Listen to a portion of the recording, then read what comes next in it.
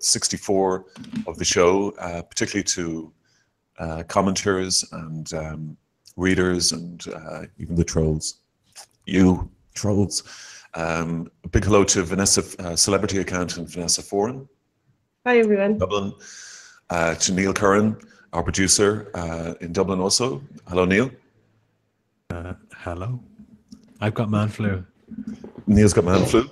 And from Kilkenny, can't really see his head, but I can see his yes poster. It's Johnny Keenan.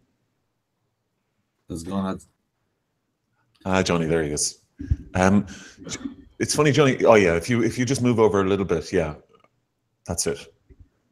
Now we were expecting John McGurk from Save the 8 or Save8.ie, and he was expected to be here last week.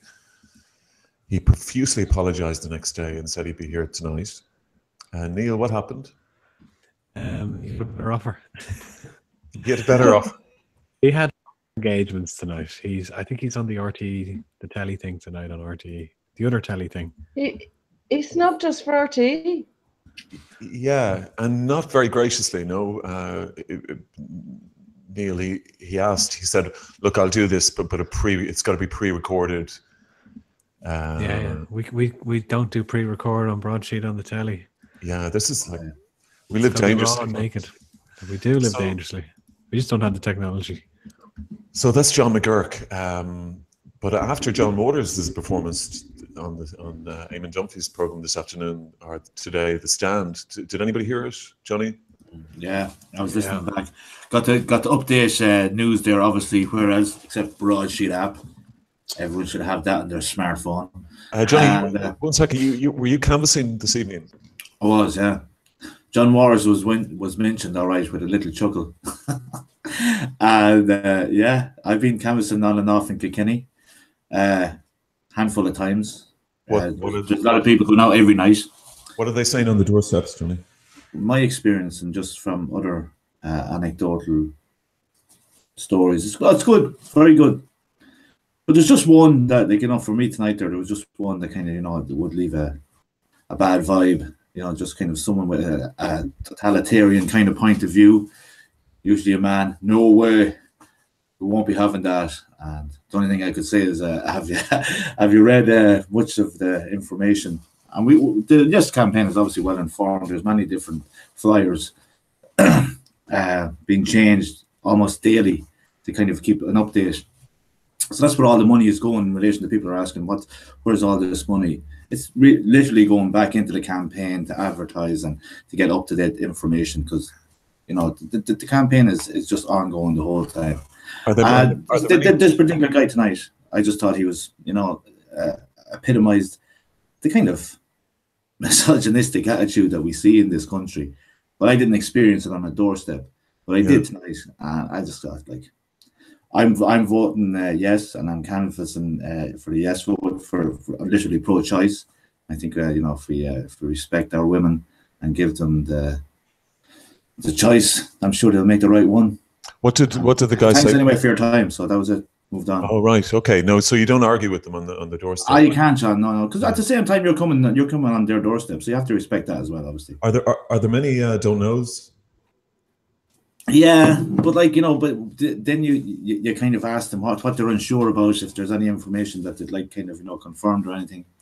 And I'm usually just shadowing one of the women, just as moral support, really. There's an awful lot more articulate and informed people in Kilkenny than me, so I'm just happy to just kind of give up a bit of time that I have, but let the women lead the conversation, obviously. And don't knows.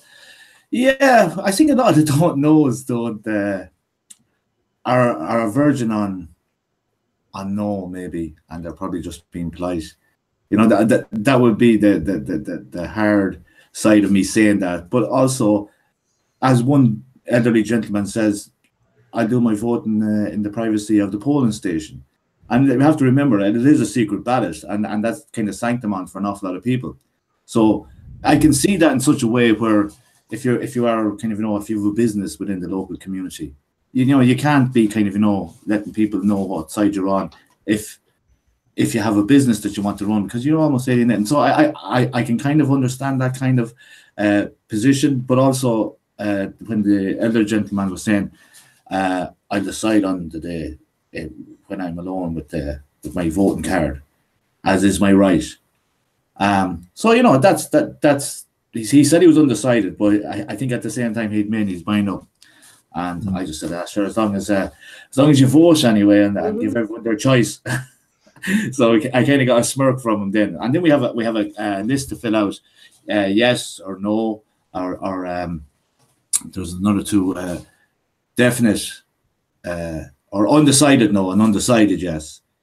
And then if someone is really adamant that they're happy to, you offer them a badge, or even if they want to offer them the opportunity to canvass if they can, because you know there's 1 week left, so it's kind of, you know, it's a very pivotal week really, because I don't know what can actually happen now.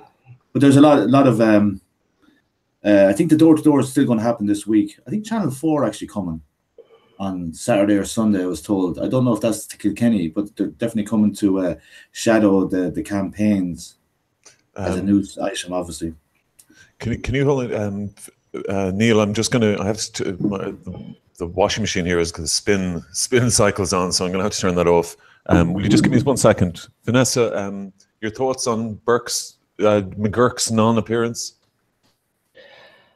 I don't know the guy at all. He didn't turn up last week, so maybe he's a friend of Derek Mooney's. I don't know.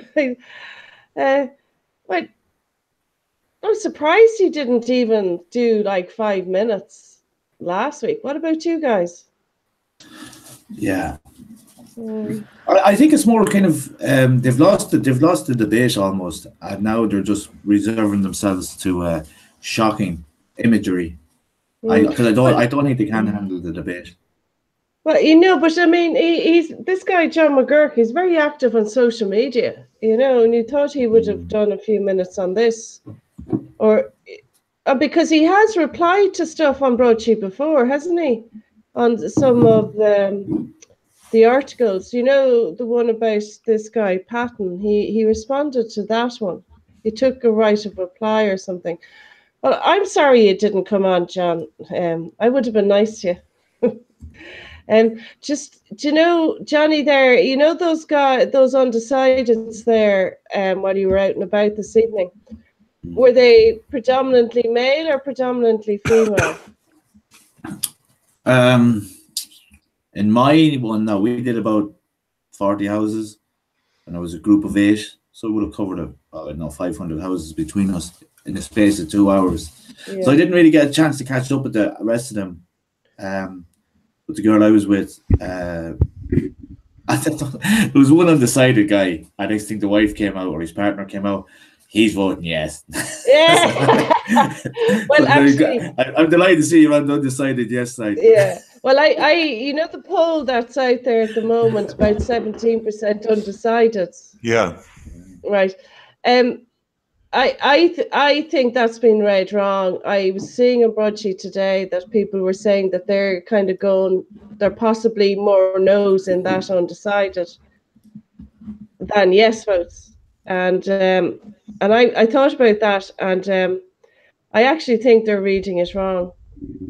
And I think people are undecided because they're just pissed off and they're fed up, and also they're completely confused by the information, not by the whether it's a referendum, you know, to remove. I don't think they're confused by that. I think they're just confused by all the different sides of the no campaign. I mean, there seems to be all different versions of the no campaign. But what I would say to anyone that is undecided, if you're male, go to the nearest woman or the most important woman in your life and ask them how are they voting, and act as a proxy for them. And whatever way they're voting, that's how you vote. And for any undecided women out there, you know, for whatever reason you're undecided, do vote for a start. But, you know, just because it may not appeal to you, whether it's abortion or whether the amendment affects you in any way. It does affect everybody else. And for that reason, consider your vote a lot more carefully than the lads. And what I would also say to any girl who's undecided out there, who's actually had a pregnancy, who's had kids, or her family is done, you'll know that every single one of your pregnancies was different, completely different than the other. So bear that in mind when you're thinking about the next girl that's thinking about whether continuing with the pregnancy or not. So hopefully that will help you decide one way or the other, everyone. But I do think, John, I do think people are reading that wrongly myself. This idea that the undecideds or the don't knows or the do you think not telling you. I think they're reading too much into that there are no votes. I don't believe that. I don't believe people are that intolerant anymore. I don't believe, like, I was listening to I only listen to the radio in the car, and I was listening to Sean O'Rourke this morning, and he had Katie Anscock. Tell me pronounce this. Yeah, Anscock was on, and she was talking about. Could you say that again, Vanessa? What was the name? No. How do you spell that? I need to write that down. How do you spell that? Anscock? What the hell? Anscock? Cough. Ascoff. Katie Ascoff. Ascoff. Well, we know who we're talking about, don't we? Talking about Ascoff. That's the transvestite. The girl, all right, so the lady representing the no side on Sean O'Rourke this morning in the debate, okay, apologies. But she was on about, she was mentioning about how they need, Ireland needs to improve its supports for pregnant women or distressed pregnancies, and all these supports for women are effing and blind at the traffic as it is. And I'm going, Jesus Christ, why can't he just bloody pay the compensation most of the women that had crisis pregnancies are due from the mother and baby homes and the abuse case? Well, like, you want to talk about putting in supports now, fucking stump up for the other girls, and their kids and those babies that were sold off to complete strangers. And things like that. I mean, I think it's a bit rich looking for supports now. Stump up. Vanessa, you're definitely obviously pro-choice, but if are you saying that the no campaign is so divisive or so sort of fractious and extreme in places that it's turning off the don't knows to a yes vote? Or is it more? No, I'm not going to say it's turning people off. I would be very confident in saying that I don't think people are fooled. I don't think people are convinced. Like, going back to 83, I mean, it was a complete bulldoze Catholic Church vote, very strict. There were no other religions really behind it, that I remember being a presence promoting that, in 83. I did, the way, like, say, those people outside the maternities, like, they're obviously fundamental evangelical churches. The church of I hate homosexuals and gay marriage. This sort of the Westboro Baptist Church. Yeah, this sort of. I really don't think people are convinced. I think they've had enough. They've had enough of the schools. They've had enough of the abuse, the Ryan report, the tune babies, the fact that they're not stumping up, and to have a young lady, like, when I say young now, everyone under 30 is young to me. So, but like, to be saying that, we need to improve supports for women. I say, you can't even fucking pay the compensation you agreed to pay. The hypocrisy, and there's a huge sort of. It's not even intolerance, really. There's a very bad sort of temperament about them, Like, I watched half that debate the other night, And the moment I heard Matty McGrath squealing, liar, liar, liar, she just fucking knew. This is carnage. This is a cage fight.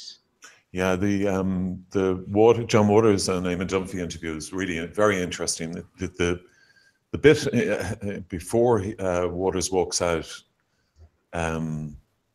is very even tempered and kind of quite reasonable, but you realise with Waters and the Matty McGraths, firstly you have to say that they're.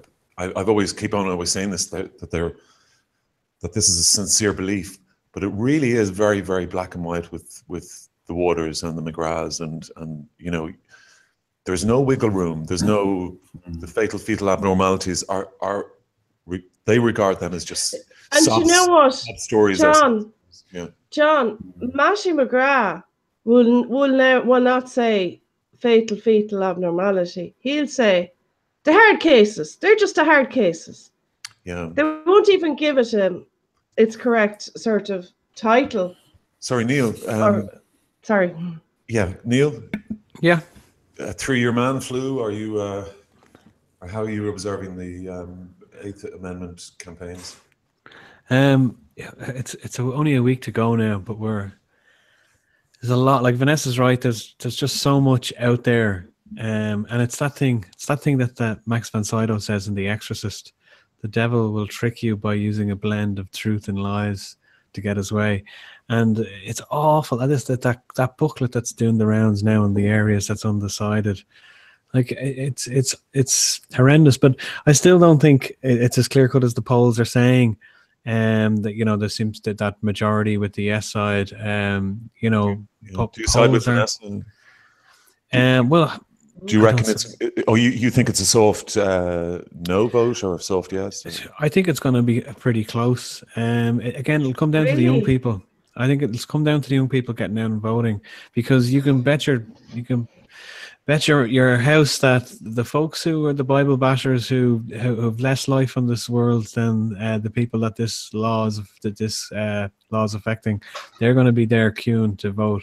Younger people, you know, the risk is that they're not. So on the yes side, that there's been a lot of pushing to knock on those doors and encourage the younger generations to get out and vote, because the track record there isn't superb. So I do think it's going to be quite close. I hope I'm wrong. Okay, can I give a prediction? Do you mind if I give a prediction? Well, I think it's going to be won and lost in Dublin, and I actually think it's going to be a very strong yes vote. Okay, it's not going to be the number of the equality, the marriage, the equal marriage referendum, but one thing I'll say, it'll be a record. I think it'll be the highest percentage of spoiled votes we've ever seen in a referendum. Right. Well, I think that the other thing is, I'm prepared to say there'll be one solid no county, and that'll be Tipperary. All right. No, I'm predicting them to be full no. Not Roscommon. Well, maybe no. I'm going to go with Tipperary. Okay. Let's go with Tipperary. Yeah. Okay. They're my tips, lads. I think the chat with sorry, Johnny, did you want to get? No, work away, John. No, sorry. Do you have a prediction, Johnny? Well, sorry to be cutting across there, John, but just on the back of what Vanessa said, I think it will be won and lost in Dublin, because obviously there's 1.5 million people there, and it's not on a county by county, so that's where most of it. But there's a big one as well in relation to rural Ireland. There's 500,000. Neil is talking about the young people coming out and vote. There's not that many of them left. There's 500,000 gone in the last 10 years, so they're not going to. It's not going to be like the equality vote. They're not going to come back from London to vote. Oh yes. The stigma is massive. They will. No. There's a huge body coming home. And actually, Neil and myself are hoping to host a home to vote event next Thursday night and do the show from there. So people were looking for a venue for the home to vote. So and we'd love people to come in and say hi, whether you're voting yes or no. We'd love to hear from you. Particularly the pro-life or anti-choice, whatever you're having. I'd love to hear from you. Hello to Shayna, who's in the mosh pit. Neil tells me. Hope Hey, Shana. Hope Shayna is well.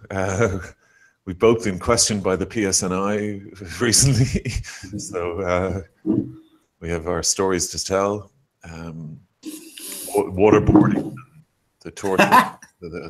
Were you waterboarded? No, they were actually very pleasant, and I'm sure. Well, one hopes that Shayna won't get charged or whatever. So, just moving on a little bit, Vanessa. I hope you don't mind me asking how things are with the cervical check. I know that you were caught up in it, and the viewers were very interested in what's happened since. I have no news. Everybody, but I feel fine. But I have been asked to share part of my story. My very good friend Corinne McMahon, she's a hospital consultant here in Dublin. We were talking about it, and anyway, she encouraged me to kind of walk this all back a bit. So just bear with me, lads. Don't go green. It's about when I was in my early 30s, I got a routine screen, changed GP, and just did a smear test. And as a screen, this was before the cervical checks scheme. So I'm not going to say when, but it was my early 30s, and that showed a problem. And so a second smear was taken, and it showed an actual problem. And I was immediately referred to a consultant at that point. And they did discover the cells, the cancer cells, and they were removed by laser. I won't go into what that experience is like, but and follow-ups anyway, and a second batch was removed, and got the all clear, and for years everything was fine. I got on with normal life. But what I wanted people to know is that actually screening worked, because I would never have known I had cancer cells if it wasn't for screening. So don't be put off. It does work. And if you think about it, cells developed in me in my early 30s. You know, it was a long time ago, viewers, and we would never have known. So I may not be here today only for a routine screen that I never planned. Now, I don't want that to be dramatic, but it's important that people do know that screening does work. The other thing is that I think it's quite clear now, no more screens are going to this crowd quest anymore. And I know that this is the lab. Yeah. Well, I don't know for definite. I haven't seen a decision. I haven't seen a memo from anyone going to anybody else in the HSE, but I have been told you can be sure your smears, your little tub, ladies, is not going to America. But one thing, I know a few weeks ago, John, when we were talking about this, and I was kind of being a bit coy about not wanting to talk about the actual tender itself and who was involved in the parties. It was one of the things that, we do know now it was absolutely a cost decision as to why it was subbed out to this lab called Quest, even though this firm have different labs all over under different names and stuff. The thing is that while it went out in cost, and the various consultants and other parties did say to Tony O'Brien, there's problems with this winning bid. And it all got a bit personal, I suppose, because the other people complaining about it did have skin in the game because they were part of other tenders. Is this the Dr. Gibbons, who resigned? Gibbons. Dr. Gibbons he warned Tony O'Brien about the. There was now. I'm told now, anecdotally again, that there was a few people said that this wasn't what you think it is, and Tony O'Brien, he was the hatchet man in Aircom, so he pretty much said, no, this is the cheapest, and we're going with it. But in actual fact, what women should have been told, and what everyone should have been told, is this process is good. It's cheaper for the taxpayer. The only thing is, you have to get them done every year and not every 3 years. Yeah. And that's where the delivery failed. Okay. Okay. The people that were involved, advising as well at the time and complaining about the decision to go toward the tender to Quest, some of those people owned labs themselves. So it was very easy for administrators to turn around and say, yeah, you're only saying that because this crowd ever. So Tony Bryan was quite adamant at the time then to say, no, it's going, and that's the decision made. He's not a clinician, So the thing about running an organization like the HSE or any major healthcare facility, it kind of has to be a partnership of somebody who's into big administration, or like saying an accountant and a clinician. It can't actually be done by one person on its own. If you look at Willie Walsh was a pilot and a manager. Yeah. You know what I mean? And that was the blend. And that's the type of blend you need to run these big healthcare organizations. Now, it was a price thing.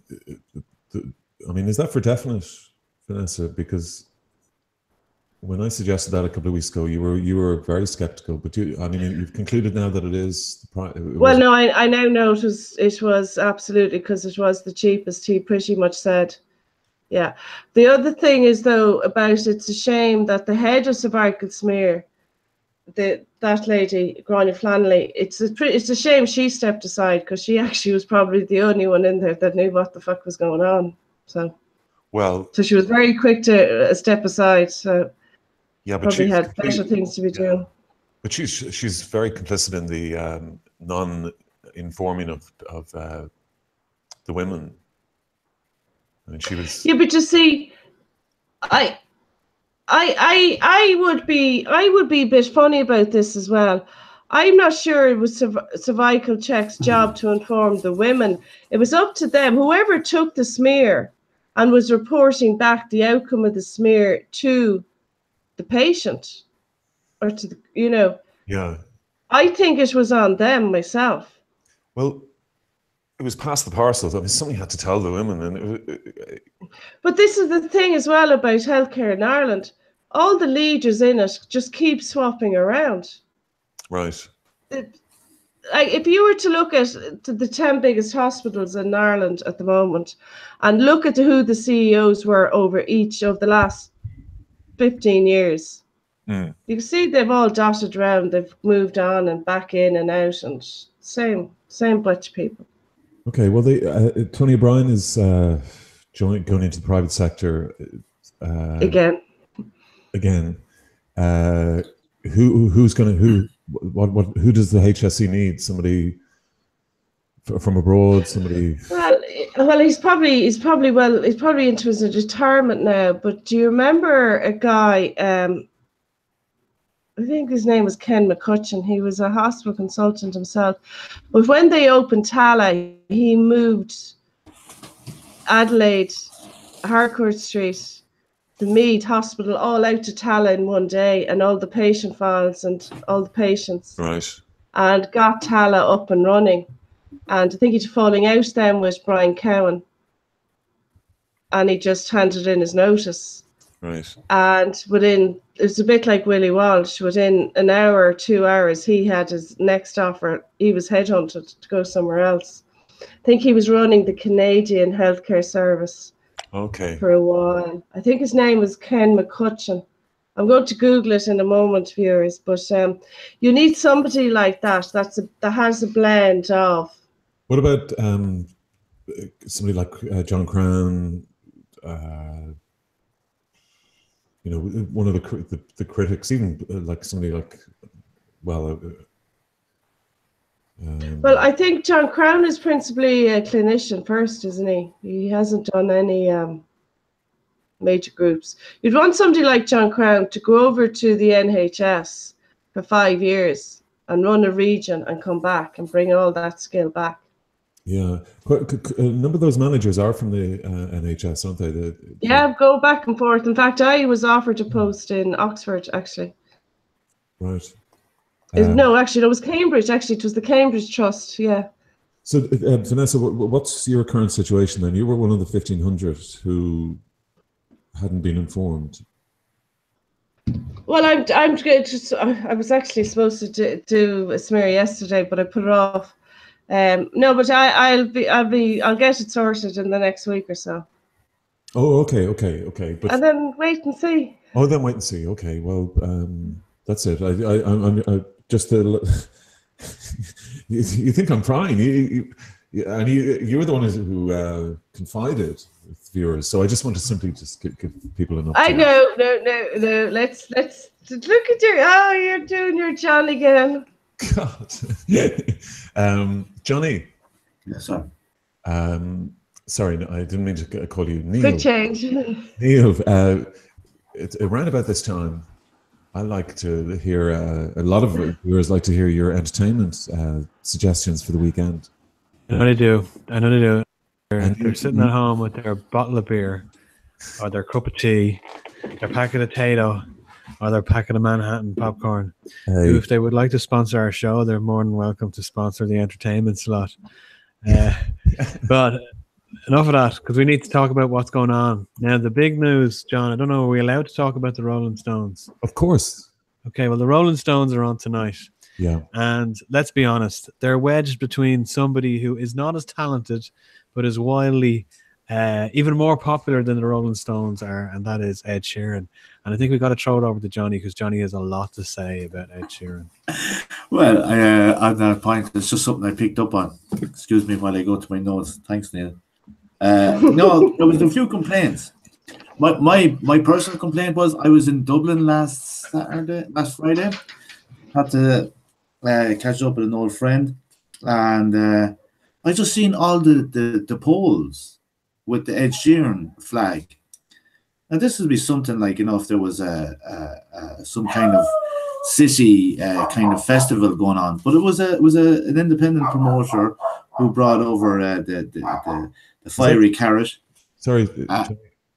Is that Jinx or George? That's Jinx. No, Jinx is getting excited there. My dog is far better behaved than that. Well, no, he's welcoming someone to the door. That's what he does, Okay, sorry, Johnny. Come on. But yeah, so I seen all these Ed Sheeran posters, flag posters that would be on the poles along the quays. Right. And I'm sorry, but I just thought like it was akin to a Nuremberg rally. Oh. The guy had sold out the tickets. Yeah. They weren't needing to sell any more tickets. It wasn't advertising. It was almost, the ginger Messiah has come. Yeah. So every guitarist and solo singer should bow at the god of pop.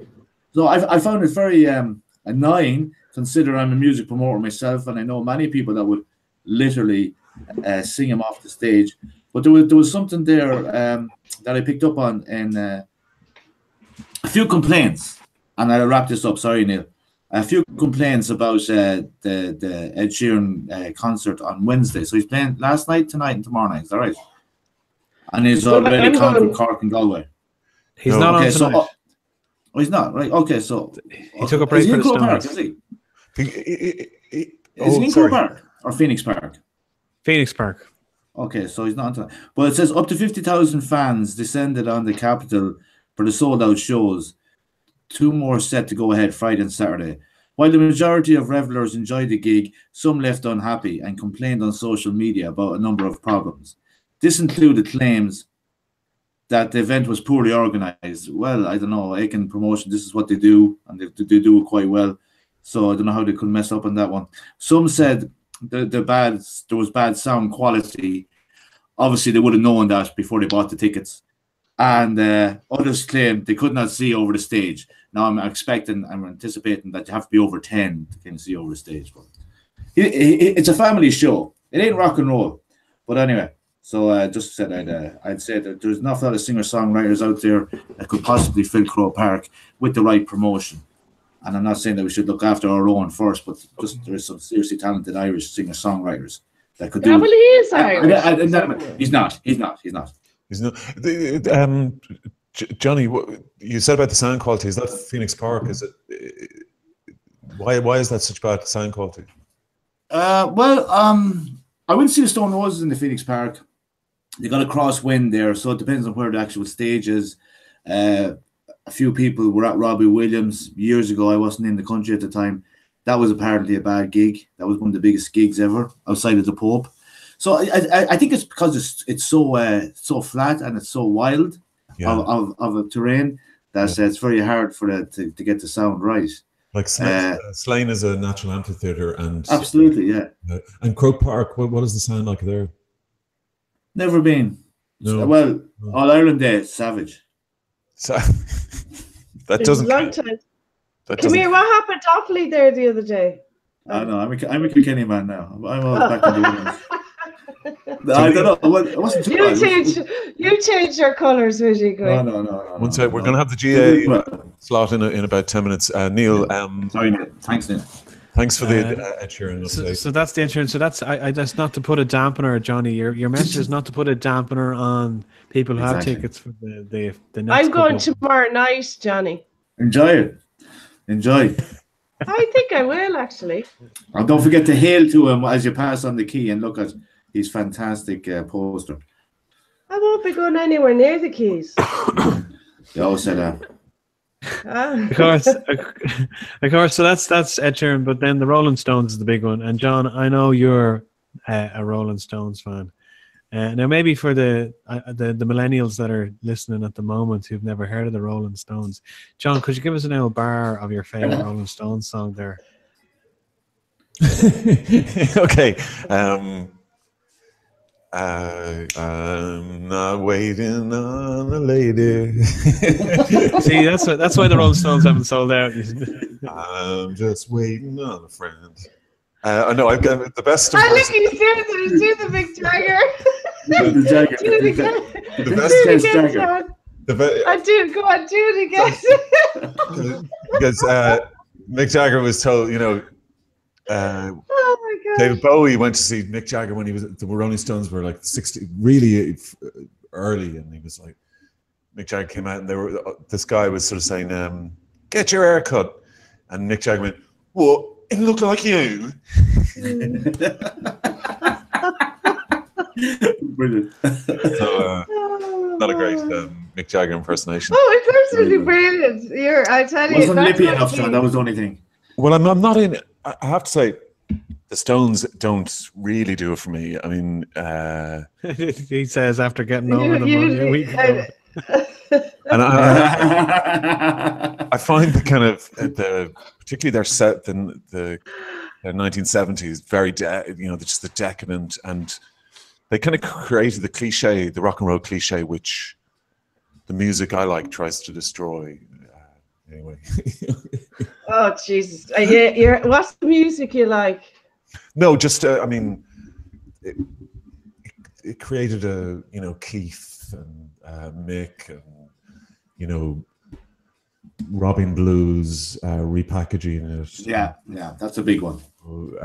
But in a way, maybe I just don't really like that blues that they're working off. I do. I prefer Zeppelin. I think. Or Pink Floyd. Do you think when you were younger now, John, Yeah. back, I don't know if you can remember back that far, but when you were younger, do you think that if you knew these guys in school, would you have been hanging out with Led Zeppelin or would you have been hanging out with Rolling Stones? But here's the thing: I had terrible taste when I was a kid. I think. He was the Bay City Rollers. John was Bay City Too romantic, I'd Rollers. say, John. Yeah. I'd say John was pure Bay City Rollers. No. Well, I was hanging around with. I'd be hanging around with Adam Ant and maybe. One of the Simple Minds lads, or even Morrissey at a push. So the Rolling Stones seem, I mean, compared to the Sheeran monster, the Stones. Am I right in saying that they found it hard to sell tickets this time? Yeah, I believe it. They didn't sell out. which is. But most of their fans are probably dead. I know, I mean, Vanessa. the lads must be in their 80s, aren't they? Well, I think they do cross generations, but I think in Ireland, like in America, if you went to see the Stones, all ages, but I think in Ireland, as you say, Vanessa, it would be an older demographic. I mean, they'd have to have rows and rows and rows of wheelchair seats. Well, here's the thing. They It's not the Pope. You know, they did the wrong thing with the support. It's the same crowd. They're the same age. About 20 years ago, do you know Bellamy's pub in Ballsbridge? Yeah. I was there one afternoon. I actually went in to use the bathroom, and I was coming out, and a guy came out of. John, we've all had a pint in the afternoon, a sneaky pint. Why do you have to pretend you're not one of us? Oh, because I don't drink. So, anyway, I'm coming out from the toilet, and this guy, like a stick-like figure, comes out of a Daimler into the pub, and I swear now, you would have given him maybe 6 months, 7 months to live. Rod Wood. It was Ronnie Wood, and I saw Ronnie Wood on on his Instagram.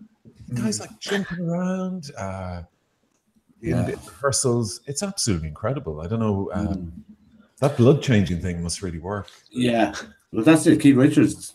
He is the coolest man alive, though. He's seriously, he's pure rock and roll, like, isn't he? No, look at this. The age demographic is widening as the more they're speaking. Vanessa, well, Ronnie Wood gave us sponsorship for the gig. Bill Wyman's your favorite, isn't he? Bill Wyman. Anyway, sorry, Neil. I went off. The massive ratings we have plummeted as soon as you mentioned Adamant. There was no going back from that. No. We were definitely Adamant people now. All right, here, yeah. Oh, can I just say something else? My brother went to see the Stones in Slane in 1981-2, and he says, "Here, this could be the last time you'll ever see this band." Oh, Jesus. Yeah, but like that would probably be the last time they actually wrote a song. As well. Yeah, actually, you're right. Like when is the last time they ever did that? Like the Stone Roses were offered world tour support when they had their eponymous album, and Ian Brown said, "How are the Rolling Stones relevant in 1989?" That's cool. Well, how are the Stone Roses relevant in 2018? Well, there is an imminent album coming anytime soon. So Neil, so moving away out of the world of music, the Late Late Show has an interesting lineup tomorrow. So we all remember that horrific murder in the US of Jason Corbett, the late Jason Corbett. So his family are going to be on the Late Late Show with Turbiddy tomorrow night talking about that, and I think it's their first Irish interview. So that might be interesting to watch. And also they're doing a segment now. I don't have the names of the people at hand, but they're doing a segment on a family where I think it's the teenager is trans, and just talking about what that was like, what transition was like. So that's also going to be a feature on it. And there's rumors about Daniel O'Donnell, but I don't care. So that's the Late Late Show. Daniel O'Donnell's trans, is he? Been on the show. Yeah, there's something. I think there may be Daniel O'Donnell may be on it. I don't know. He's on the show every week. He probably is. Listen, Daniel O'Donnell is coming out in the Late Late. No. This is how you get sued. This is how you get sued. No, he's not. He's coming If he's out on it, in the he's Late either Late singing or Show. talking. Singing. Is he got? Oh, he's got. Oh, right. Does anyone know any Daniel O'Donnell? He's coming on the Late Late Show. Oh, right. Does anyone know any Daniel O'Donnell songs? Not yet. We're not going to have the sing-a-thon yet because Neil has a. I've got the movies, and we'll talk about the movies. So there's a few movies that are out this week. We're getting into the swing of the summer blockbuster season, so we're just jumping from comic book movie to comic book movie. So the big movie of the week is Deadpool 2. So the sequel to the original Deadpool, which stars Ryan Reynolds as the very rude and naughty Marvel hero that just goes around swearing the whole time. So the original film was a big hit. Actually, it had an R rating, which studios tend to avoid for films, particularly comic book films, because it limits their audience.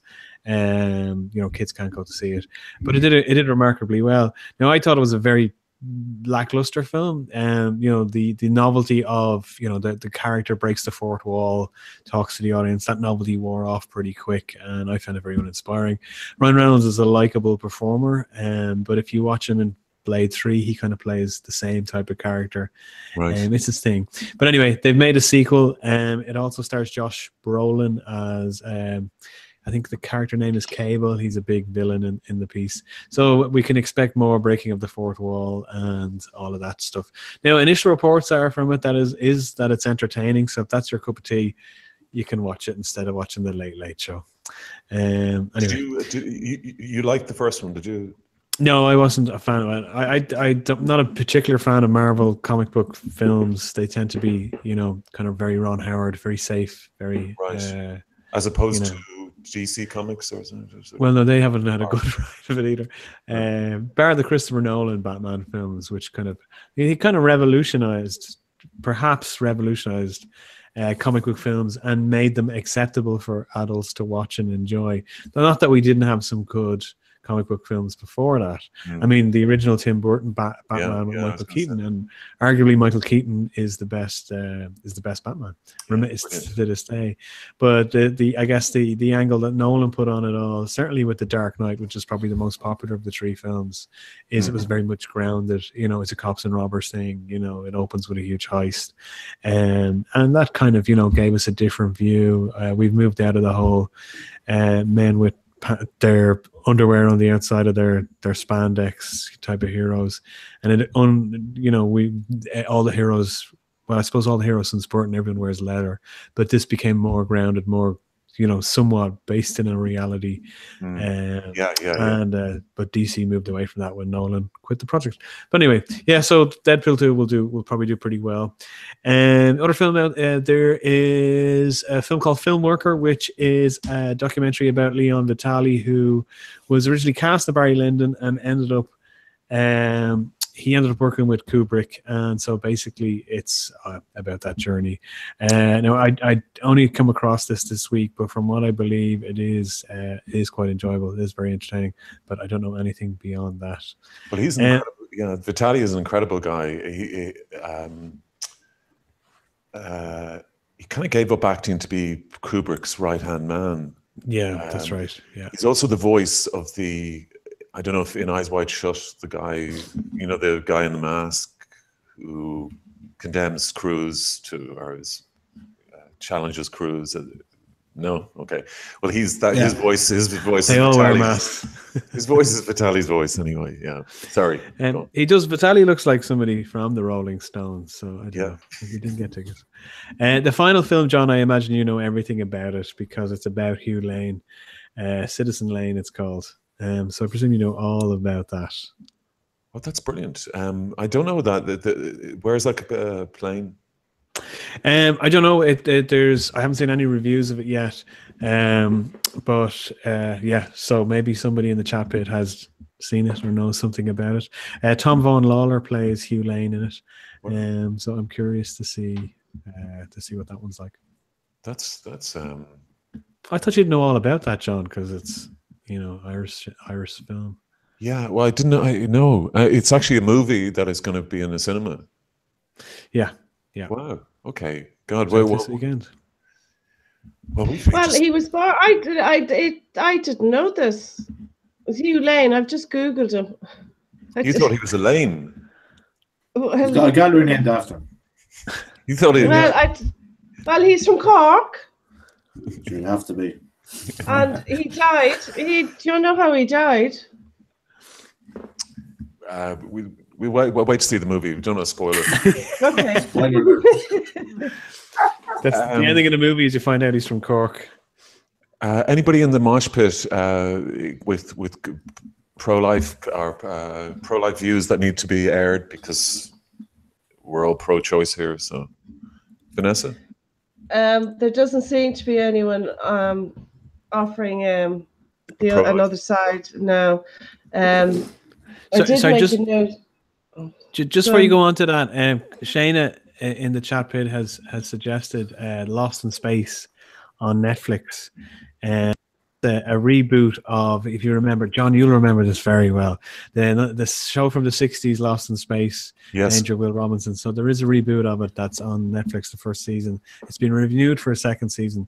It's an enjoyable romp, flawed as fuck, but it's an enjoyable romp, and it is a rethink on it. The robot is sexier. There's a lot more at stake. The character of Dr. Smith is played by Parker Posey, although I like Parker Posey. I don't think it's her finest performance. It's a bit two-dimensional, but still it's an enjoyable, and it's been renewed for the second season. Okay. Shane has suggested Toby Stevens. I Lost in Space, but that's something you could watch. Toby Stevens is in it as well. Toby Stevens is in it. Okay, so that's a Shane. A Shane endorsement. Neil, did you see the Broadsheet trailer park for the Freddie Mercury movie? Oh yeah, God, thanks for reminding me. Yes. So this has been a long time coming, and the leaked photographs early on did kind of, these quite uncanny, and the trailer definitely highlights that. Whether it's any good or not, though, I don't know. I mean, how big a Queen fan are we? We're not big Queen fans, but Mercury is just an incredible showman. But I would have thought, I still think the Sacha Baron Cohen would be much better than this guy. I think physically, and just the kind of the madness that Mercury had. Mercurial. I thought he was a shoo-in for that. Yeah, but he met with Roger Taylor and Brian May, who are the drummer and the guitarist, and they said, they were talking about the movie, and they said, yeah, it was really interesting because it's amazing that such a big thing happens in the middle of the movie. And he goes, what's that? And he goes, oh, well, Freddie dies. And he goes, oh, so this is a movie about you guys after Freddie. Oh, God. Because I don't want to be part of that movie, But yeah, it doesn't. That's look what he said. Yeah, but yeah, fair play to him. The trailer looks like their attention to detail is pretty intense. Depends on where they go with it. I mean, Freddie Mercury always seemed to me like a very, very troubled man, and of course the tragedy, the tragic nature of his death. It'd be interesting to see if they go to those dark places or whether they paint him as just this wacky character who suffered an unfortunate demise. I would hope that they go the dark route and show it warts and all. Yeah, but I think that's why Sacha Baron pulled out, because as well, because he said, Freddie Mercury was incredibly hedonistic, to the point where dwarfs with cocaine on their bowls of cocaine on their head, and and Sacha Baron Cohen wanted to go there, according to the interview, anyway. But the tagline, his partner was an Irish guy, Freddie's partner. Yeah. And I heard him speak in a few interviews. Yeah, just really kind of grounded kind of guy. And obviously, Freddie was all of those things. He was the ultimate rock star. Yeah. So when Queen starts saying, we're on tour again, well, you're not really. Freddie was Queen. They sort of were the super group that put on the big, huge performance. The lighting show and the dancing and the costumes. Okay. Weren't they? Didn't they go all out? They were almost a musical as themselves. You sound like a mum, Vanessa. What? But what they did at Live Aid, they put on a big show with lights. I know, but they electric choreographed. Fuck off. Freddie was just out there. The Live Aid show within 15 minutes. That's how you do it. Yeah. And they nailed it. Yeah. And they were the first major band to go to South America. Well, I think going out with the Queen's crown and the Union Jack, and then turning around and having the Brazilian flag, that was pure theatre in relation to the Rolling Stones would never have got that kind of hysteria.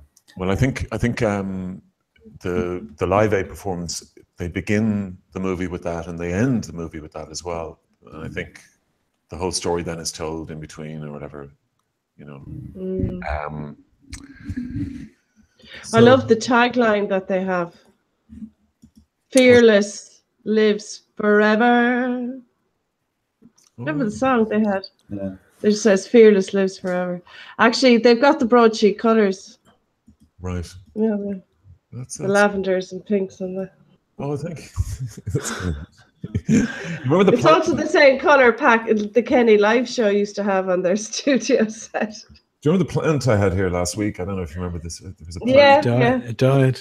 It literally died. Yeah, I was told that'll last all year now. You know, that'll be fine. You bought it from an Irishman in Iceland. He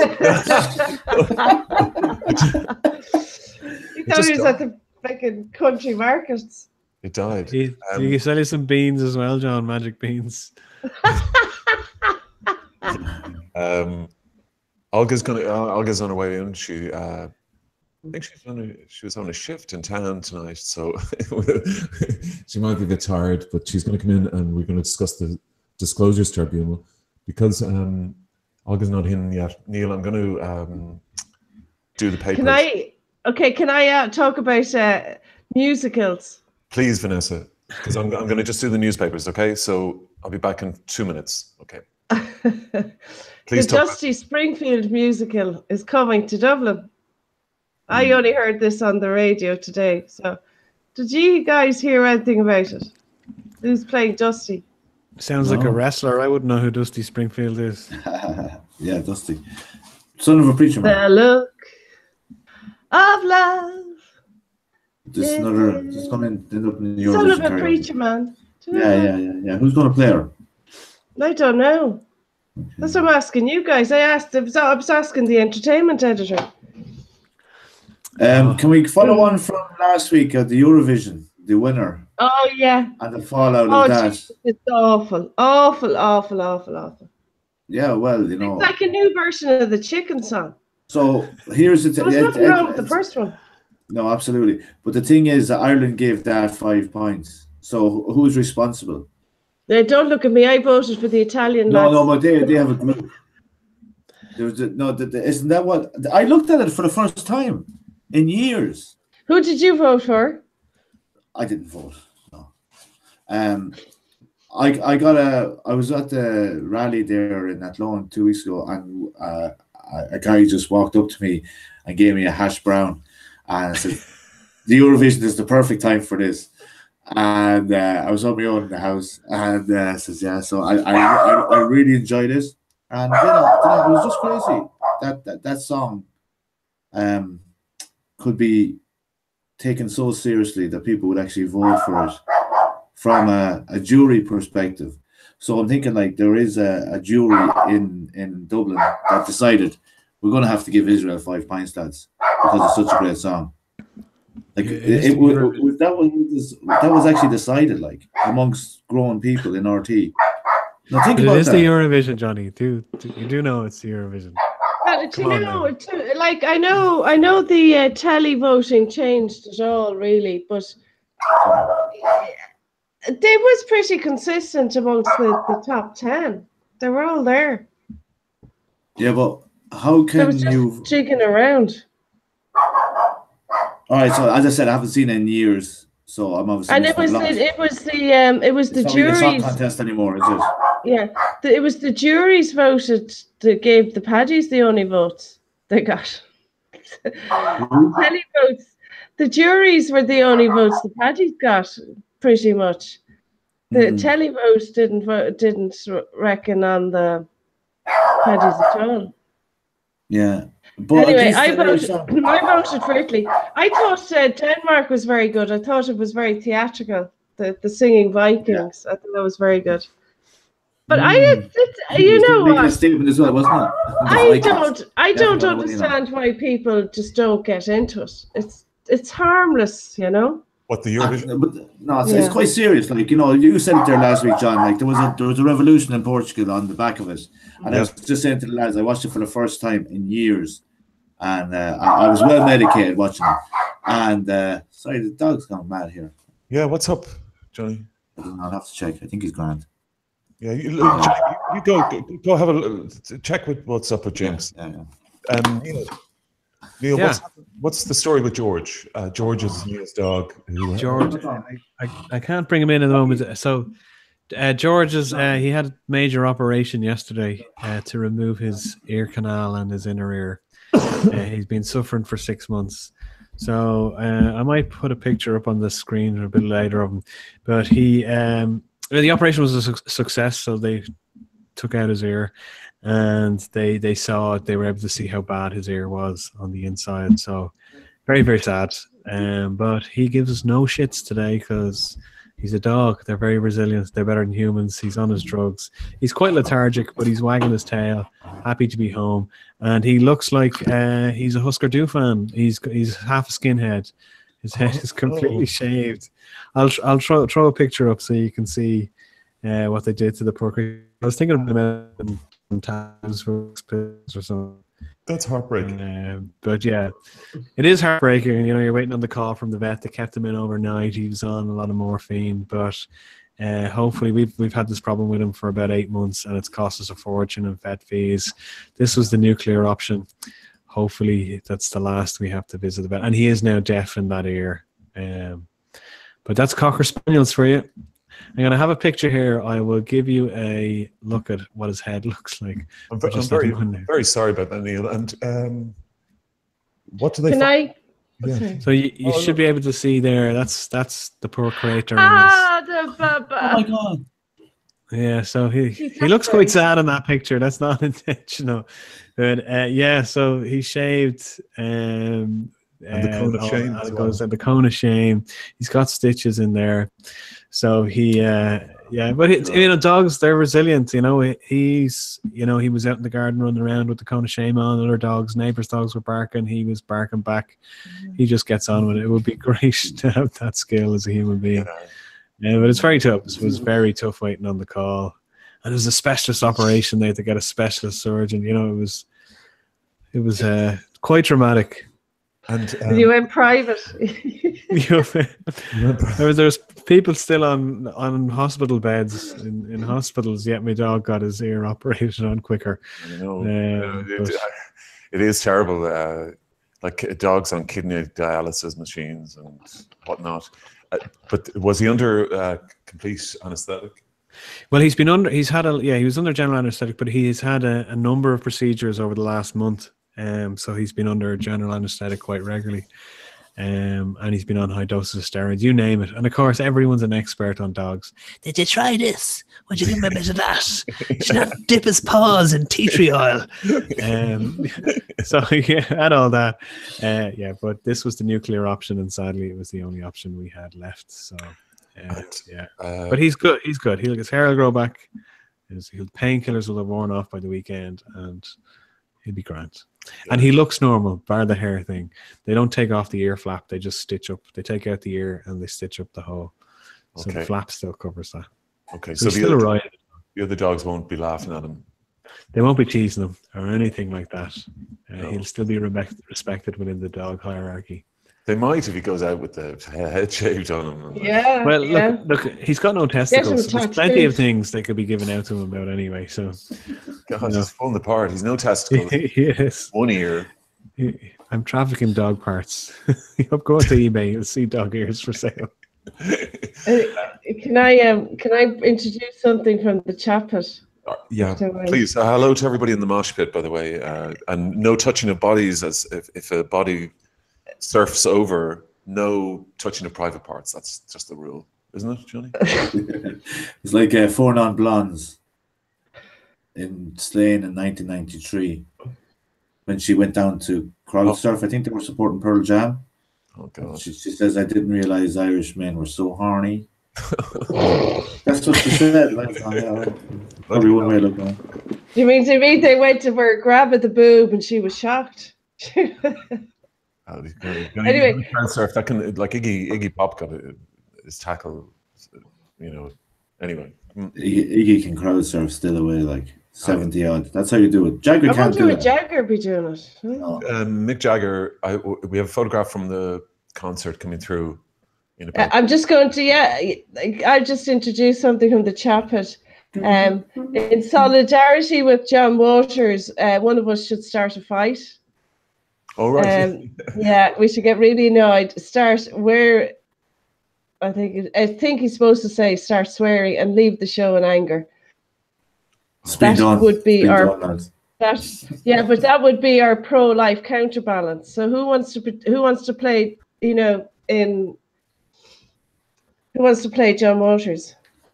Oh, I just want to be exactly like John Waters. You've got the hair for it. You've got the hair for it, John. I do. I'm adopting this John Waters sort of like candy floss on a bowling ball. Can I say about that interview? Yeah. Yes. That Dunphy was basically saying that he was agreeing with Waters to a point. So I was interested to know what point Dunphy was agreeing with him. Because he didn't get over the obstacle of when does human life start as far as John Waters is concerned. Yeah, it was a fascinating interview for that, because the interview was going along and Waters then said, I've had enough of this, F off, you're bollocks. Yeah, but I told Dunphy, I won't be bullied by you. That was kind of very, from Dunphy to say that, I won't be bullied by you. I agree with you. I'm a no voter. I share your concern, blah, blah, blah. So Eamon Dunphy is a no voter. But Eamon Dunphy was against divorce in '96. Is he a sensationalist? Is Dunphy a sensationalist after all these years? Hang on. But I think he'd already been divorced. He'd been divorced in England or something. Well, look, it's none of her business. But apparently, sorry, can I put in there? Toby Stevens is Dame Maggie Smith's son. Yeah. Did you know that? Oh, you know it. Oh. And an actor, Hardy. We don't need the mosh pit. John knows everything. and a male actor, Robert Hardy, was it? A sort of famous British thespian. No? Okay. Sorry. Robert Hardy wasn't he Siegfried Farnham in All Creatures Great and Small? Was he that actor? The head of the Ministry of Magic in. Okay, are we the only show without Google? Or we've no internet connection. I have some photographs. Somebody's inquiring about Bodger, John. Oh, in what sense? How is he? Well, they were just wondering if there was a QAnon update from Bodger. Maybe in the summer. Boom, boom. I think. I mean, we have so many conspiracies that are real going on at the moment in Ireland that don't need QAnon really. Yeah. Anyway, somebody's saying that nobody would kind of, how could you find anyone to be in solidarity with John Waters? But I think we could role play. Neil teaches this. Role play, don't you? We don't call it role play. We call it improv, Vanessa. But thanks. I'm going to storm out and walk out now. Go on, do one. Well, Neil, I've sent you some of the Stones pictures there. Okay, I'll get them up there. And I'll start them up, as they say. Hey. Spot on, man. Anyway, do you know Fluffy's favourite Eurovision song? Mr. Biscuits came home safe and sound anyway. He'd be all glad to know. He was in work on Monday morning. Do you know what his favourite one is? His favourite Eurovision song was the French one? No, that was the last week. No, but his favourite winner. Of all time? Well, he was drunk now when he told me this, so he'd probably tell me something else the next day. Do you remember the song, Take Me to Your Heaven and Reach Among the Stars? Oh, this is an Irish entry, is it? No, it's Sweden. They won it. Oh, no. And her nephew was the Swedish entry last week. Okay. Whose nephew? The girl that sang that won for Sweden. Oh, she was head to toe in purple. She'd big purple eyeshadow, purple jumpsuit. Oh, okay. And take me to your heaven and reach the European among the stars. Of Israel won, which was shocking. Well, Johnny just had a big discussion on it when you were doing the paper. Oh, so we've done that. Big of a discussion now. I didn't get to make my point on it because we have to acknowledge that there was over 60 innocent people killed in Gaza, and there was a song about a chicken that won the Eurovision, and Israel is not in Europe. I said that Palestine should be in the Eurovision. If Israel is in it and Australia is in it, why not Palestine? There's some serious artists in Palestine who can't get outside of their caged surroundings. And so why don't they enter? Well, exactly. Well, maybe on the back of it, Vanessa, Charlie McGettigan has called for a boycott of the Eurovision next year, and I think that's fairly in line with the boycott of all Israeli produce, because it is apartheid. That's what's going on there. Yeah. Remember South Africa? We were all rallied against that, and no one seems to give a shit that Israel and America what they've done. You know, it's like it's unbelievable. I actually believe that it was all lined up that Israel would win the Eurovision, and they would the American embassy would come into Jerusalem, and it would all add into the one thing. So I think the Eurovision is tainted. First of all, the first thing is it's not about the song contest anymore. So we have to bring that back in relation to how powerful a song can be. So the first step in the process would be, yes, boycott Israel in relation to everything. Or introduce a song that's a protest song of some kind. Yeah, well, absolutely. But, you know, you still have to boycott Israel until they get their in line with everyone else in the world. Well, that killing innocent people is wrong. And Simon Coveney got rid of a Russian ambassador there last week on the say-so of no, Boris Johnson. He backtracked it. He did backtrack it. The Russian diplomat is still there, is he? No, the diplomat is gone, but I think Leo was doing more talking about it. And Simon Coveney has questioned the decision quite publicly. Yeah, okay. Well, I'm not standing up for Simon. These are platitudes. What Simon Coveney and Leo Varadkar said, they're profoundly outraged. That's something like Bono would say. That makes no sense whatsoever.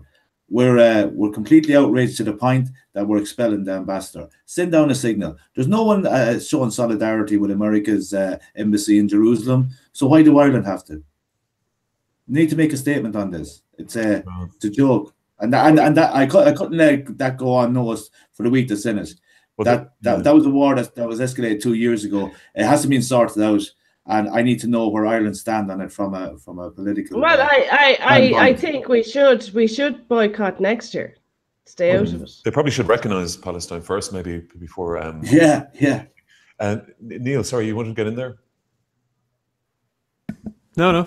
You have some Rolling Stones pictures? Oh, yeah, Rolling Stones, yeah. Bear with me now and I'll share this. So you can talk through this one, John. Okay. There's a lot in the chat put anyway there, Johnny, and it's agreeing with you. Dead right, Johnny. The song was pure ear cancer. Eurovision is a political stage show, not a sound contest. It's as simple as that. That's from JDF Reality. Yeah, it's true. Yeah. Right, Julie. Is that the best quality, Neil, you can get on that? It is, yeah. It's low res, I'm afraid. It's not high res. Okay. There's not enough lighting around Charlie Watts there. The Charlie Watts looks a bit strange, doesn't he? Well, that's, I mean, again, here's this great picture, actually. 1 second. It's like John is sharing his holiday photos with. Yeah. This is me making a sand castle. It looks like they had a very good night for it, didn't they? Yeah, but it's been great weather, but it's not 20 degrees, like it's cold. Yeah, no, but it's kind of February weather. Yeah, but there's no rain, and for Ed Sheeran as well. In terms of shows, then he's played how many? 8 shows, Ed Sheeran, or he's playing 8 shows? Or? Well, he's doing 3 in Dublin. I think he did 2 in Cork, and I don't know how many he did in Galway. Okay. And that's just in the Irish market, and we're the smallest market in Europe. I don't think he's big. Neil, is that the best quality we can get on that? Or America, Vanessa? Yeah. That's what you sent me. That's all I can show you. That's sorry, Johnny. I don't think he's big in Europe or America. Oh, he's huge. Sheeran. He's huge. He's huge in America. He's huge. Really? He was on stage with Taylor Swift years ago. Mick Jagger. No, Sheeran, Ed Sheeran. He's huge, Johnny. He really is. Okay, They right. love him. They love him. And you know, there is something very likable about him. No. It comes down to the music, Vanessa. It's like the chicken song as well for Israel. There's substance behind it or there isn't. And there isn't anything behind Ed Sheeran. He's just over promoted and there is nothing really. Okay, he's got one or two little tricks with a little foot amp. Yeah. You know, so what? You know, he was busking, he was living it hard, staying in one big rapper's place in LA, really, really roughing it, man. You know, even the story in itself, it's not very believable for a teenage girl to buy into, least of all grown adults. But that's the market in relation to, and you'll go with your daughter, aren't you? I am, but she's into there it. you go. She's bringing you into it, and you're going on along with it because it's going to be a mammy and daughter out. My sister is doing it as well, and that's brilliant. But that's very clever. Yeah, but Johnny, where you can have the mammy and the teenage girl on the same. That would never happen. Would you have went to see Prince in the what's called a Parky Queeve with your mother? Times have changed, haven't they? It just wasn't the thing, but now, like, you know, the market's so big. Of all, no. Ed Sheeran fits in perfectly in relation to a poster boy for that market. Johnny. When Prince appeared in Parky Queeve, I was a lot older than 14. Not a lot older, but 14. I wouldn't let Grania was 14 now. I wouldn't dream of letting her go to Phoenix Park on her own for a gig. Well, if she was with a group of friends, definitely. Yeah, but she was with a group of friends. Johnny and Vanessa, the Ed Sheeran is like this generation's boy bands, which I think he's better than any of the boy bands we've ever had. Yeah, and like my girl is a musician herself, you know. She's quite accomplished, and she's been into him for a long time. Since his first album. She can tear his songs apart. And okay, well, if Ed Sheeran, and I'm not having to go at him specifically, but there was a generic kind of voice, and they lifted off Tracy Chapman, actually. There's a lot of those singer-songwriters that's kind of... Tracy Chapman had a really beautiful feminine voice. Yeah, but she was moody out. I went to see her in the Baggage Inn one night. Stop it, please. She wouldn't let us smoke or anything. A bit of respect. Like, the woman that has a 30-year-old album that will buy star, it'll still be around in 30 years' time. Ed Sheeran will not be heard of in 2 weeks, in 2 years.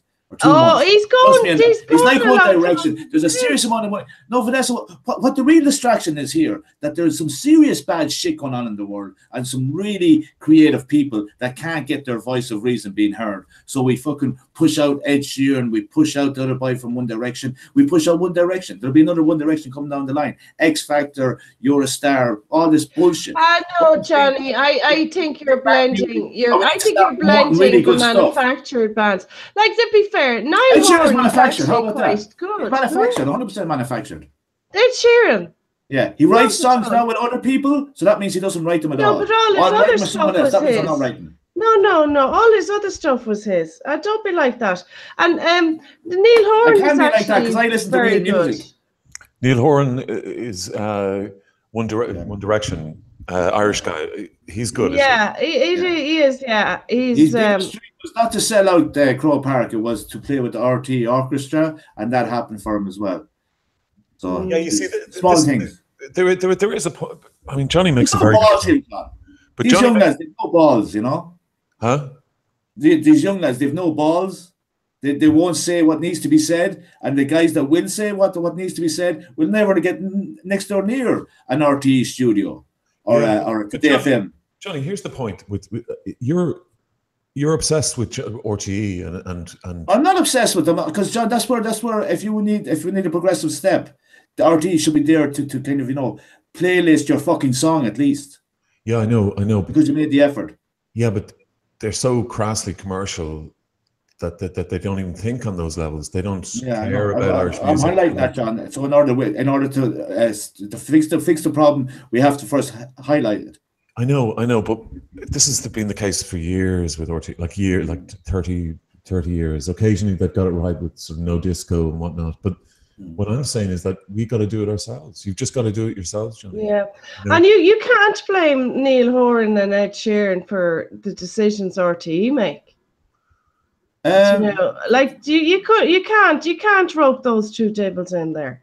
Okay, right. So the Louis Walshification of Irish entertainment is just. How come Louis Walsh is such a run of the? He runs it. He must have some shit on RTE executives or something. Well, no. But you see, RTE, all that crew in RTE that went in there in the 70s. He owns Eurovision. Late 60s, 70s, and 80s. They were all like show band people.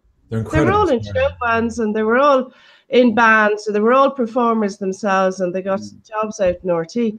So they were. That's sort of the gene of all that. That's that gene pool.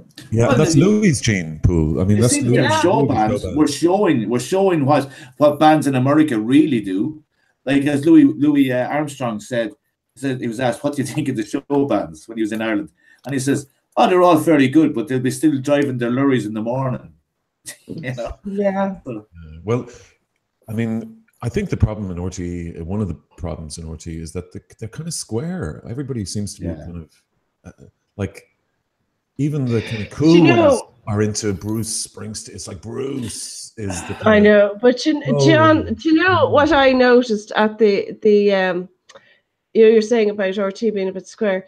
Do you know that the debate the other night, I've only been watching it on Player, by the way, and I noticed the studio set, I'm telling you, is the same style, colouring, cutouts that were on the Pat Kenny show. And that was, 25 years ago? Well, it's the same studio, isn't it? There's no... Yeah. But the setting, the design, the lighting... But the point is, what they're going to do is they're going to visibly be the poor mouth. You know, they're going to sort of wear old clothes, sort of flares from 70. You know. But it's a public servant's job, John. These are public servants, and like, not to diminish it, but in relation to the HSE, they're public servants. They've been in there for a long time, so a clearance is what's needed. And it's a very simple, basic one. What I do, I go in with my bingo board and say, listen, what have you done to justify your job for the last 3 years? And if you don't have it, you're gone, and your pension is gone. That's the only way, because these people are they're lifers for the cause, and the cause is bullshit. I know, bullshit and bureaucracy over creativeness and decency. That's what's wrong with the public sector in this country. Completely fascist about it, though. I mean, you'd be a terrible boss, Johnny.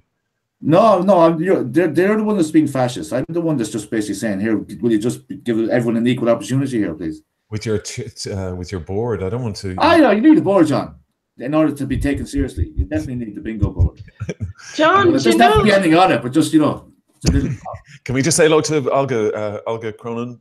Hey, Olga. Hello, Olga. Hey, sorry, I was just trying to do the papers there. Sorry. I heard you scared off John McGurk. Me? Yeah. Did you say something bold in your tweets? I didn't. No, he couldn't make it tonight. No. Well, he could, but he decided RTE was a better option. Oh, he was on RTE. Okay. And then he said, "I'll do it again, but that hour is not good for me, and I'll do a pre-recorded interview. Whatever." And so, get him on after the referendum. Maybe he'd like to join Neil and myself when we do the home to vote next week. Yeah, well, we're still looking for a venue, by the way, if anybody wants to. But I gave this guy the benefit over the fake nurse and the. But he replied to that, didn't he? So he's engaged with Broadsheet before. He wrote last week. He emailed me and said, "I'm very sorry, I fell asleep, but I'll be there next week. No problem." Oh, so he did fall asleep. Well, he did fall asleep. I'm going to exclusively reveal he fell asleep last week. Well, nice mention that you can't give out about that, because someone around here has done that more than once. I did it once, but the show went on, didn't it? No. We've got it. I woke up at about 11 anyway. Olga, I can finish off the papers if you would like to. Okay. Well, now that we have Olga and you're sorting out the papers, perhaps we could get some of the ladies' input on that horrific story that broke this week. The dating website, elitesingles.com. I don't know this story, Neil. This is horrific. This is an international incident. But basically, elite singles, you submit your profile and they decide whether you're attractive and cool enough to be on their site. Elite. But they've ranked. Everyone's logging on now. They've ranked the nationalities in order of attractiveness and desirability, and Irish men ranked bottom of the list. And they justified it by saying when Irish men submit their profiles that there's usually points in their pictures and they're out drinking and socializing. And these aren't qualities that women look for. Now, Irish women finished 7th on the list. So now I don't know, but if I reckon to mind the women now, to mind the women, who are the top ranked men? What nationality were they? Look, I'm just trying to come to terms with the fact that I'm an ugly bastard and none of you are attracted to myself, Johnny or John. Where was this, Neil? No, I mean, what? Where was Ireland? Or where were they? Irish men were bottom of the list. We were the most unattractive, unattractive males. On a positive, Offaly was top of that list that we were bottom on. They weren't though.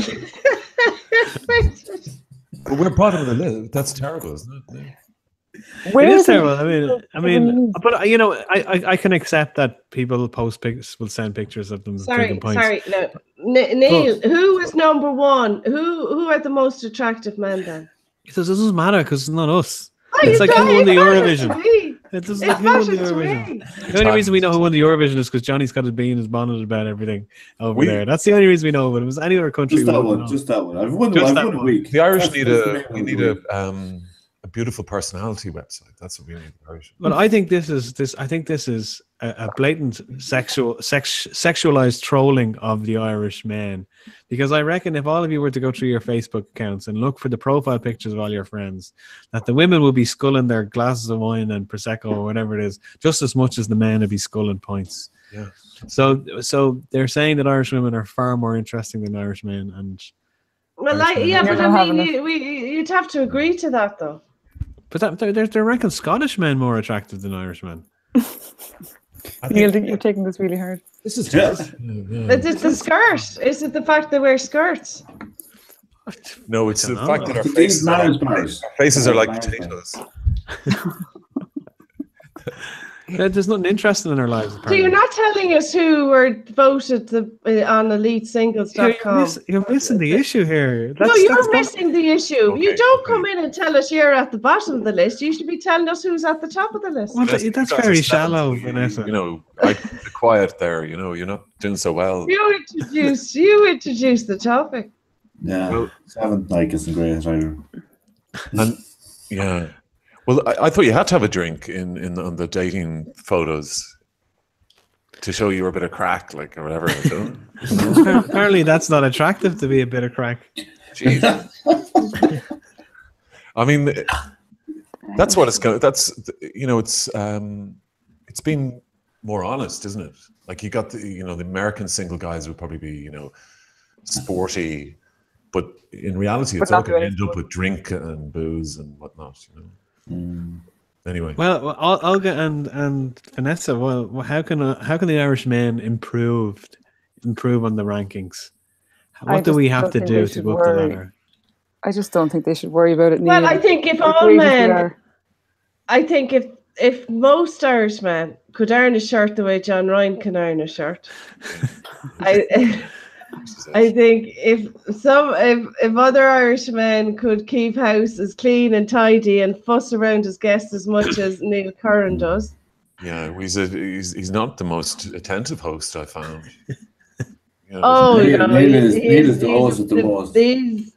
Well, when they come to mine at Christmas now, they'll have to fend for themselves. Olga, there is a stereotype there amongst Irish men on the continent. I was unfortunately a victim of it myself. In 2004, when I was in Barcelona, I was asked to do a vox pop in relation to what people think of Ireland, and just random people on the Ramblas. and I don't pretend to speak on behalf of Neil and Irishmen. But it says, well, you know, it was a Dutch woman, and you know the way the Dutch are very upfront. It says, well, you know, Irish men, they're ugly. I was going, really? I says, really? And she goes, yes, like you, look at you. So I can understand where that poll is coming from. She was the interviewer. No, I was the interviewer. And what was she like herself? Was she a top 10 herself? The first time there was 10 seconds of silence on national radio in a long while. You know, no one knew what to say. See, and us men were sensitive souls. Look, Johnny there showing vulnerability. And that's 14 years ago, and I haven't forgotten that. And what was she like herself? Was she something to look at herself? Was she? No, she. Well, you know, I'm not into the Shrapnel look, but she was really kind of, you know, a lot of rings on her face. So, you know, but I wasn't judging. Yeah, well, the what look? What a horrible. But it's our accent. They love our accent, so we. Love the accent. I found that in America, you know, born and one of people gets. All that kind of stuff. Okay, Johnny. Can we just? Sorry, Olga. Before I. Oh yeah, you do the tribune then. I just want to talk about a vox pop later on, if you don't mind. Great. Johnny mentioned it. Okay. Olga, on behalf of everybody at Broadsheet and a lot of Twitter followers, thanks for all your coverage of the Disclosures Tribunal. Well, that's very kind of you, John. I haven't written about it. I've just really been tweeting. Sorry about that, but we do hope to do a comprehensive post. So, Dave, so where to start? Yeah. Or just to give an overview where we're at. Well, I suppose, okay, so last summer we heard about the Tuesday module, about this fake rape allegation. Then after Christmas, we heard about the O'Higgins Commission investigation. This bit is about the alleged smear campaign allegedly involving journalists. So basically, this is on foot of Superintendent Dave Taylor, who used to be the head of the Garda Press Office, telling Maurice McCabe in September 2016 that he had been instructed by Martin Callan to essentially ruin him by spreading all these, or putting down Maurice McCabe to all these people, the smear campaign. He had been to a priest, and the priest he'd been to a priest, and we know it was the chaplain of the guards, Father Joe Kennedy. And the order, yeah. Yeah, yes, yeah. And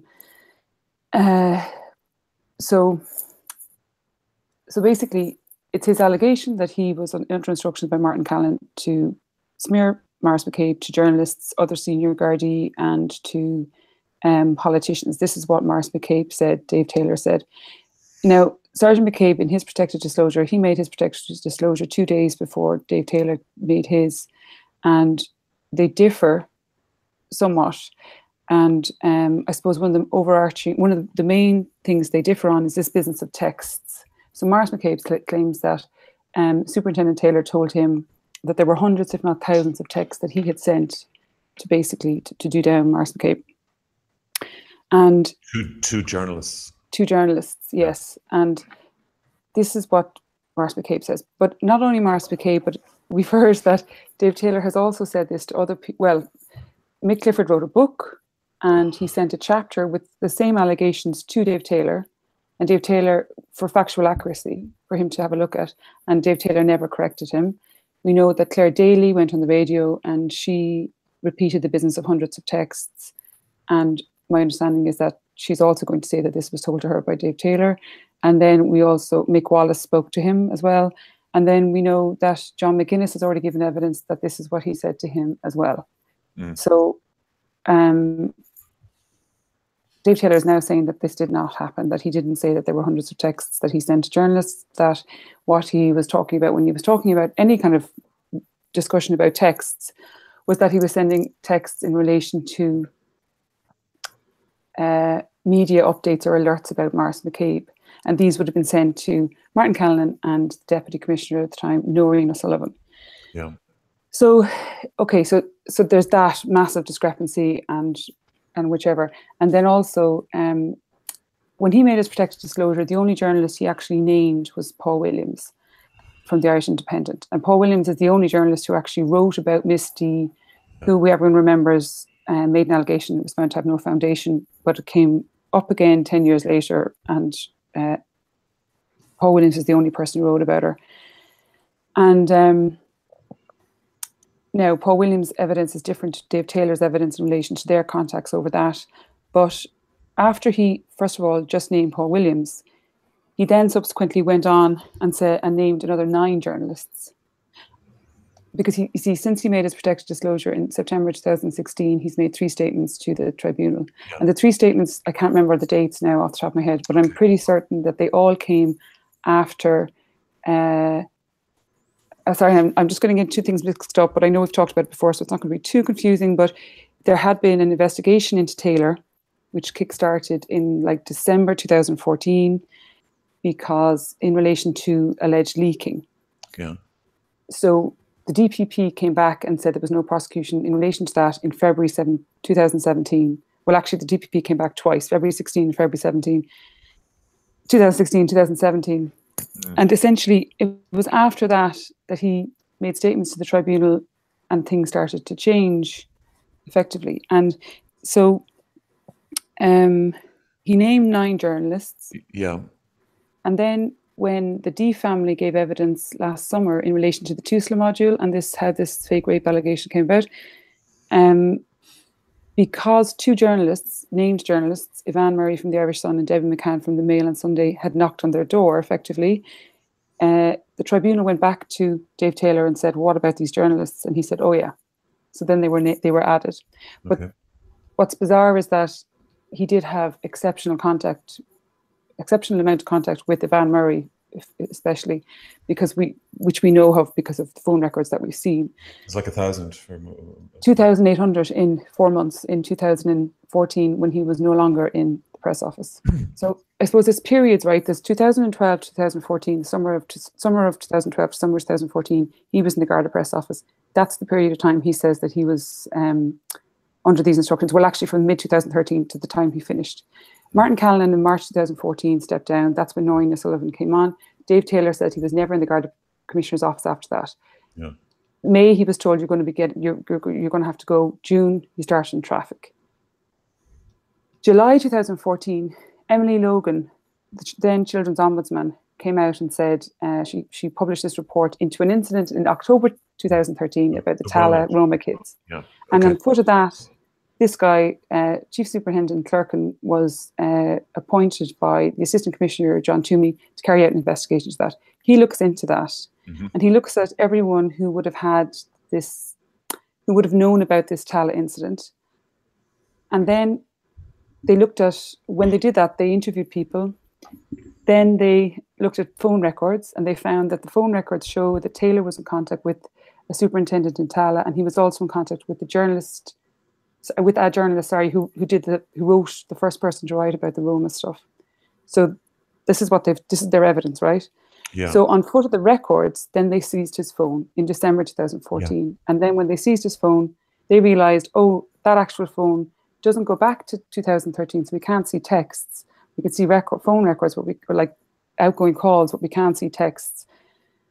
So, but they investigated further. Then they seized another phone in February 2015, and then they seized another phone in May 2015. And at this stage, this is according to Chief Superintendent Clerkin, they realised that the amount of contact that he had with journalists during a time when he wasn't in the Garda press office was alarming. So they sent a file to the DPP in August 2015 off to the DPP, recommending that charges be brought against him. And it would seem that it was, I don't know, there was extensive contacts there, but the DPP ruled against it, and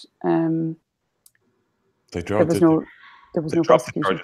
Well, there was no charges ever brought. There was no prosecution. Right. And so, and now this week, like I think we mentioned last week, it was bizarre last week when Clerkin, the guy who did that investigation, because the thing is that Taylor has made a lot of complaints about that investigation. He made an application to the High Court for an application for judicial review to stop the investigation, where he made a lot of claims. He made claims like tampering. He made claims with his phones. Okay. He made claims about how he had been treated when he was arrested and how he was in a cell and on all this business. And it almost seemed like when the Clerkin investigation, when Clerkin was giving evidence, there was no challenge to anything. There was no challenge to what was said. There was no, by his legal team. And I mean, Charlton did step in and said, say, I don't understand why there's no, there's no challenge being put. And there kind of wasn't really any full answer to it. And then today, he just kind of, the last 3 days rather, and his wife gave evidence yesterday as well. It just seemed that a lot of the allegations and claims that he made, he's just not standing over anymore. And it's quite bewildering. What do you think has happened? I don't know. I mean, it's like...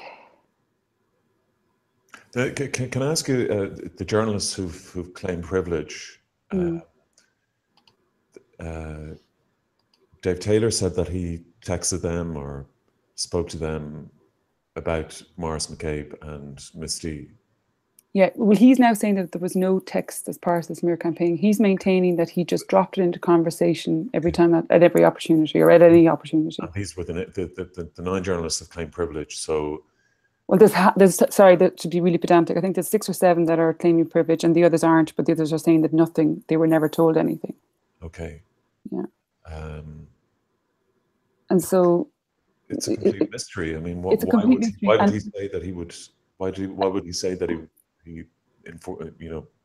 briefly? Yeah, it is. It's a complete mystery, and it's also like it should be said as well. It's also, it's also really bewildering that when it was put to him over and over and over, can you remember one thing that any journalist said when you said it to them? Any response? Could anything trigger a time when he would have said it to them if he was at a particular crime scene or if he was at a particular event? Absolutely nothing. Absolutely nothing. So in his evidence, he didn't give anything extra. Yeah. And in fact,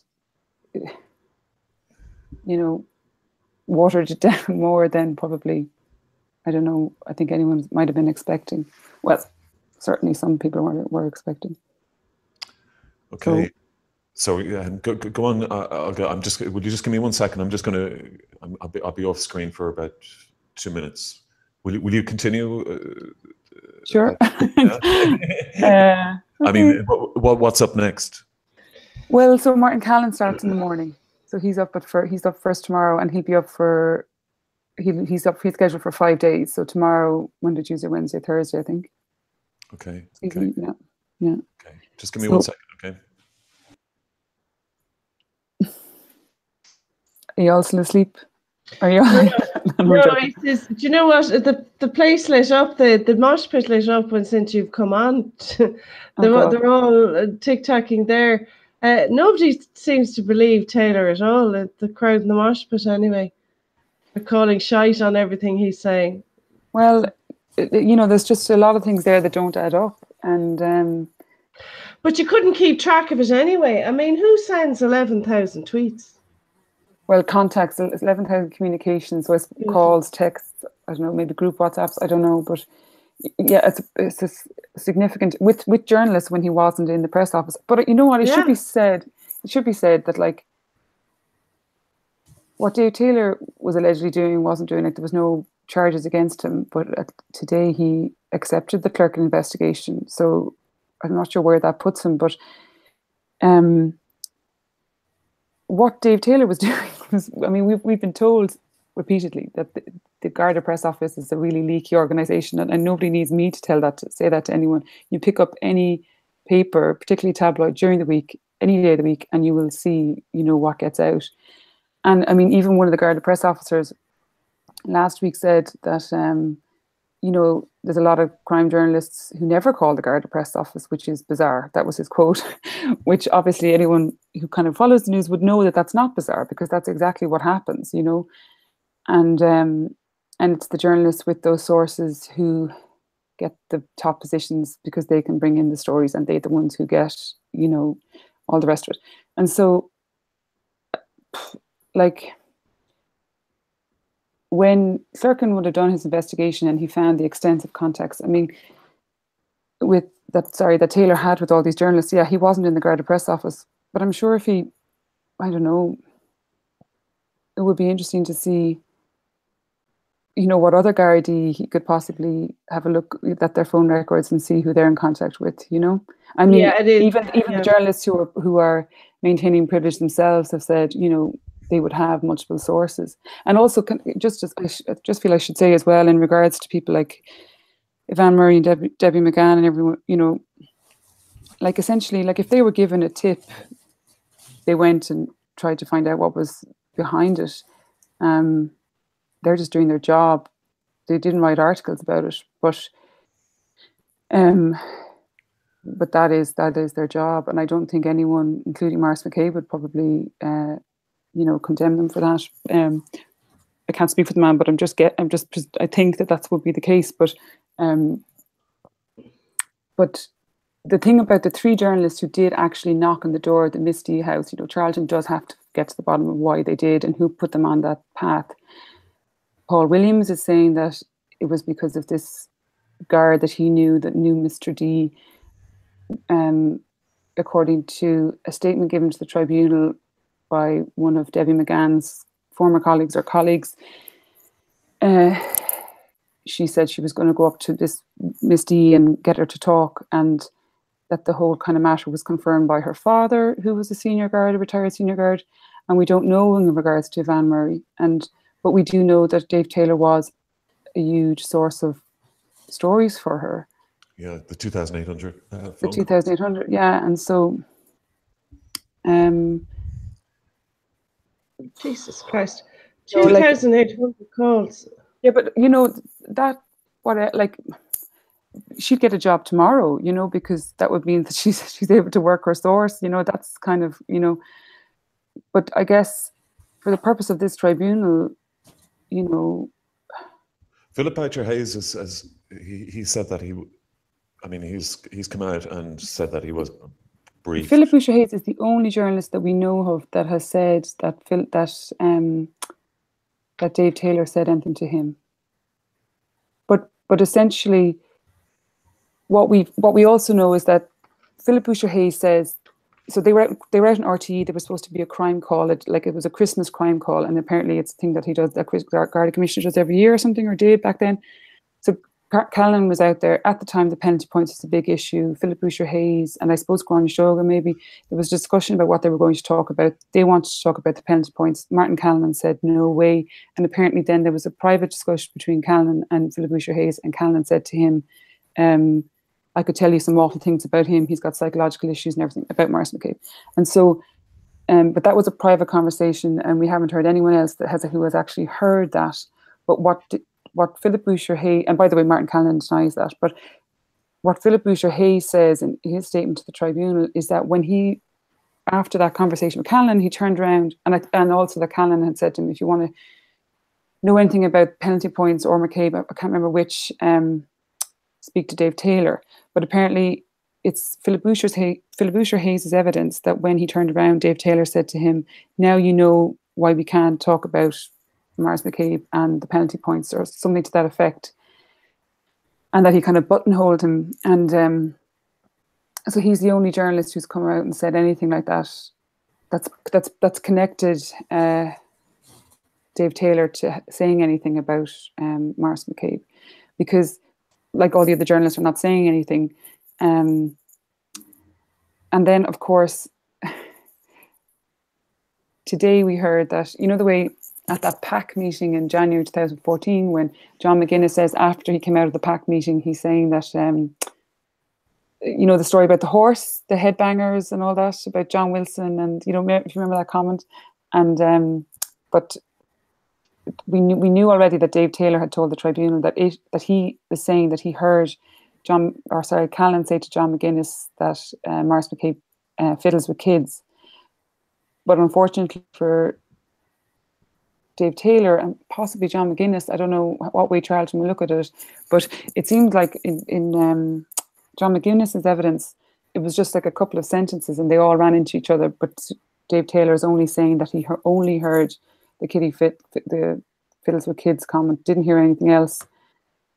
And also that wasn't in his original protected disclosure and it came after. So there's, you know, there's probably a lot of questions there as well, or at least it's just question marks being placed on a lot of stuff now. So So, I said this week has been a bit of fun, though. This week and last week. This module actually has been a bit of fun for you, hasn't it? Because it's not as intense and.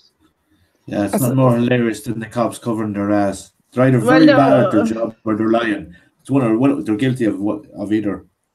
Well, The calendar for the next 5 days, that's going to be very interesting because the yeah. allegations against him are, they're stacked up. So to see him in operation, I say that'll be very interesting. Olga, thanks again for all that. Neil, could we just have a quick look at the papers before we go? Yeah, sure. Sorry. No. Thank you, Olga. no worries. I hope it was clear. As mud. I know. No, it's incomprehensible to the people, to Charlton, I'm sure. So, okay. It's loading there. It's an awful story about the girl, 14 years old. Yeah, absolutely. Beaten to death, apparently. Her body was found in Lucan. Just up the road from where she lived. Yeah. She was adopted as well. The state will not fight terminal cancer court cases. Samaritan volunteers thrilled by invite pallet. Okay, somebody's been invited to the royal wedding. 16 possible cases of trafficking in fishing industry. Doesn't sound a particularly large number. Neil, I think that's the only Irish paper, isn't there? Yeah, it's the only one. Yeah, there's nothing really. I could spend 20 minutes talking about the royal wedding if you wanted. Well, it just so happens that we're run out of time. Oh God! Sorry. Can I mention something about possible Vox Pops on the day of the count? Sure. Which would be Saturday, the 26th. We've tickets to actually access into the count, so hopefully we can kind of put together a setup where we can meet people and they can come by and say hi and get reaction from some of the people in the count centre, because I know people that are emptying the boxes and opening the boxes, so hopefully we can Brilliant. put together something. So if somebody's out there that kind of knows what they're doing, give us a shout.